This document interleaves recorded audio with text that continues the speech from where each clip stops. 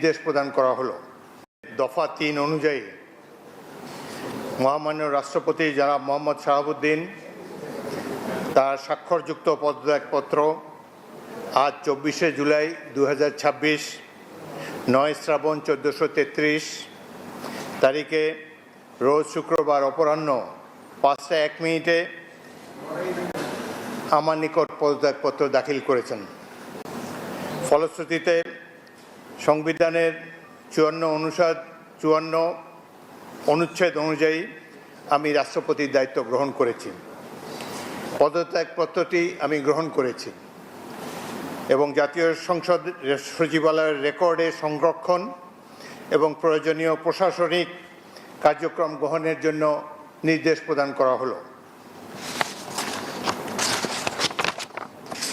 কেন তিনি পদত্যাগ করেছেন এটি নিশ্চয়ই জানার কৌতূহল আপনাদের মধ্যে রয়েছে। তিনি লিখিতভাবে জানিয়েছেন যে তিনি গুরুতর অসুস্থ, হৃদরোগ, উচ্চ রক্তচাপ, ডায়াবেটিস ও কিডনি জটিলতায় তিনি ভুগছেন। তার হৃদযন্ত্রে বাইপাস সার্জারি হয়েছে। ইদানিং স্বাস্থ্য পরীক্ষার অটোনমিক নিউরোপ্যাথি নামে রোগ শনাক্ত হয়েছে। এই রোগের কারণে তিনি মাঝে মাঝে অচেতন হয়ে পড়েন।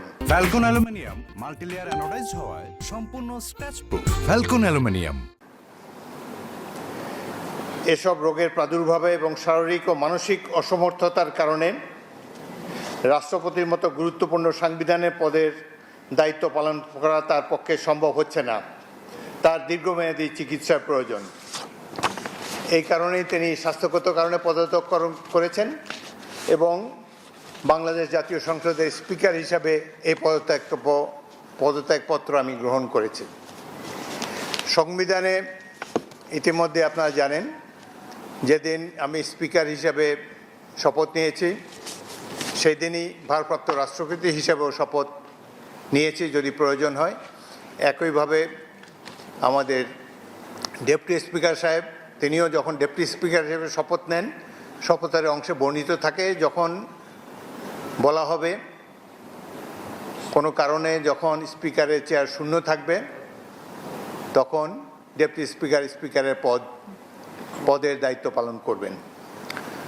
সুতরাং আজকে বাংলাদেশের নানা ধরনের কথাবার্তা আমি দুপুরে এসেই শুনছি। দেখা গেল যে এটি প্রকৃত। তিনি শারীরিক অসমর্থের কারণে পদত্যাগ করেছেন। আমি তার মঙ্গল এবং সুস্বাস্থ্য কামনা করি এবং আমার মনে হয় তিনি মাফিয়া সরকারের আমলে নির্বাচিত হলেও বর্তমানে জনগণের ভোটে যে সরকার নির্বাচিত হয়েছে তার প্রতি তিনি সমর্থন এবং শ্রদ্ধা প্রকাশ করেছেন সবসময়। আমি তার মঙ্গল কামনা করি। আপনাদের সবাইকে ধন্যবাদ।